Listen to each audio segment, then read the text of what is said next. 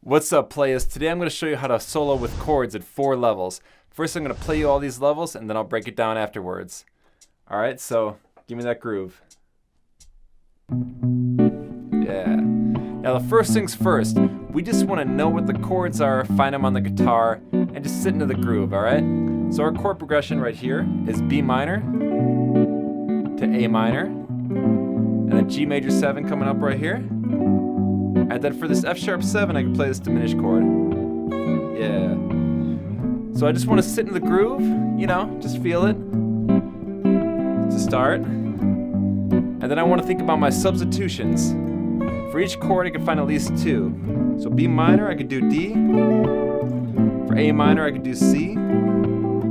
D and E minor work with the G. And then my diminished chord, I can move up or down a minor third.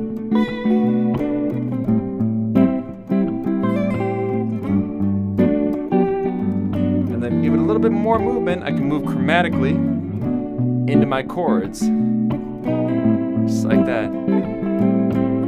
Yeah. And I can think about my chord scales.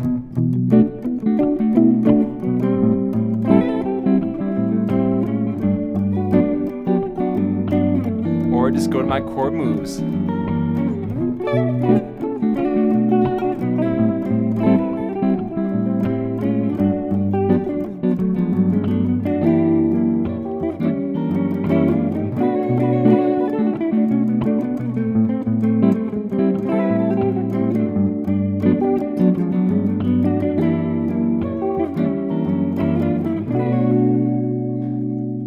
Alright, let me break it down for you right now. Alright, so level 1 to soloing with chords is just knowing your basic chord substitutions. So with a minor chord, you could play, you know, the minor chord. On B minor, we got that right there. But then I said I can go up to that D major chord, right? And what that is I go up a minor third and I play the major. So here's my B.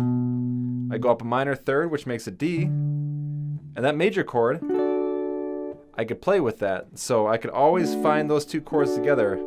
And the same thing happens with that A minor chord, right? I have my A note, I go up a minor third, C, and that C major chord is the chord that I could play with that. So immediately, any minor chord, I have those two options right there, and that already opens up the neck from B minor to D major to B minor to D major probably right here.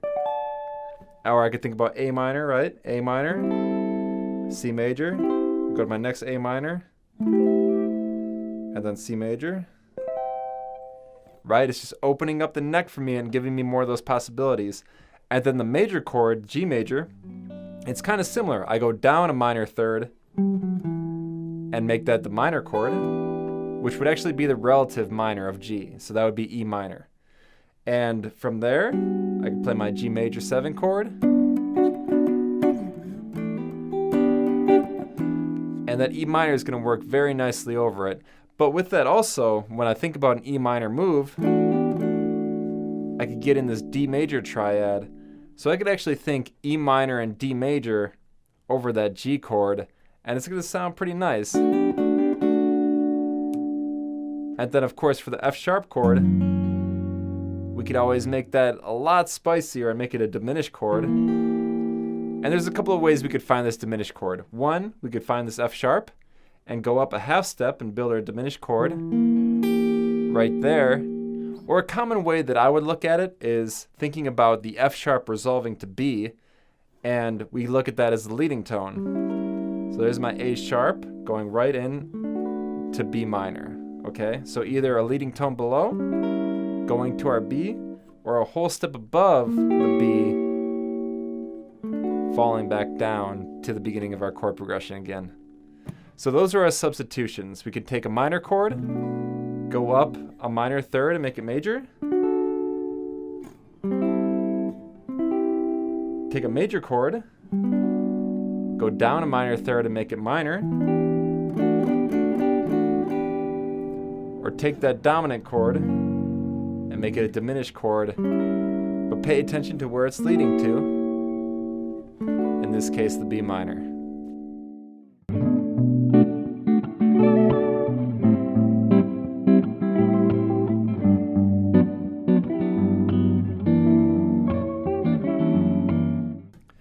All right, so now our second level is really, really simple, just using chromatics to spice it up a little bit, give it a little bit of funk, you know. So I could just a half step. Really simple. There's nothing crazy about this to start.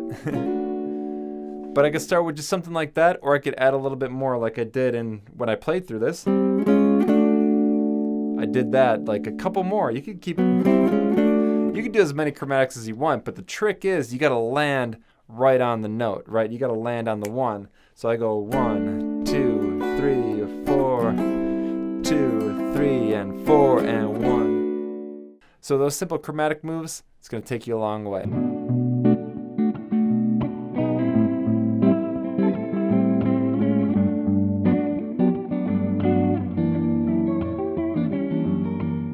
Now our third level is also kind of easy too, chord scales.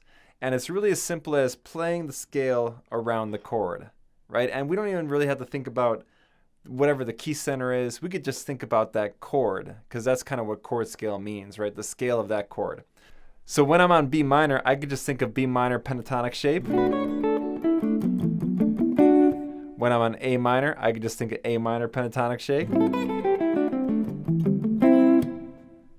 G, I could go E minor. And then we'll just kind of leave that diminished chord alone.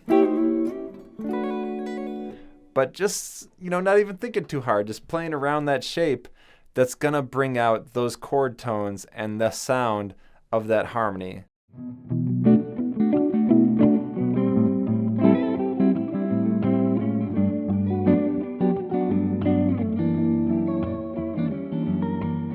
All right, so now level 4 is just some specific moves. Now this kind of combines all those different ideas that we just had in the first 3 levels, and it makes it into specific moves that sound really nice. So over our B minor chord, there's this nice little move. It's kind of like a combination of neochords and our substitutions, right? So I'm taking this D major triad to this B minor 9, to this A major triad on the next 3 strings, and then back down to the D. Right? And a little bit juicier, what I did over this G major 7 chord, I could think about chromatics and my substitutions. So I could take this D major triad and go in and out chromatically, right? So I go,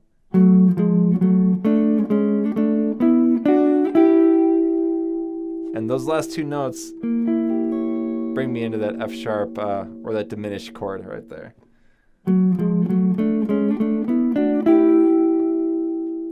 So that's another way we could apply the chromatic idea too. We don't just have to go into a chord, but we can go in and out of it. Just like that. So really slow.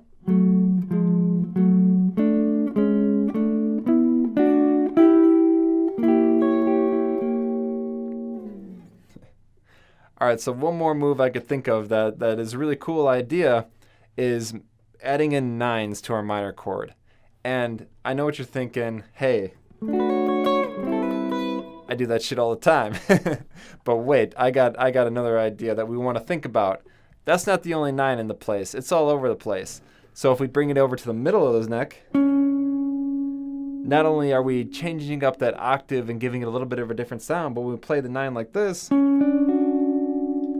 of 2 moves. One, we're getting that interesting half-step harmony ringing together.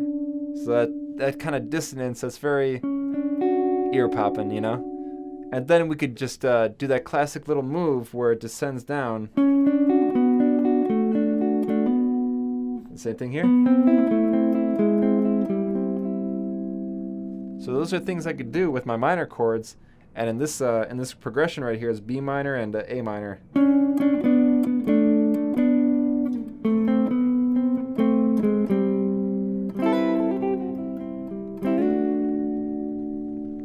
So those are the moves that I'm really getting off on right now. And I want you to try them, play around with it. Take this chord progression, try it slow, pepper in these ideas, see what you can come up with. If you want the tab for these licks and everything I played in this lesson, interactive tab is available for my Patreon supporters. The link is in the description below. I want to thank all my Patreon supporters for helping support this channel and make this content possible. And of course, keep jamming and stay nasty.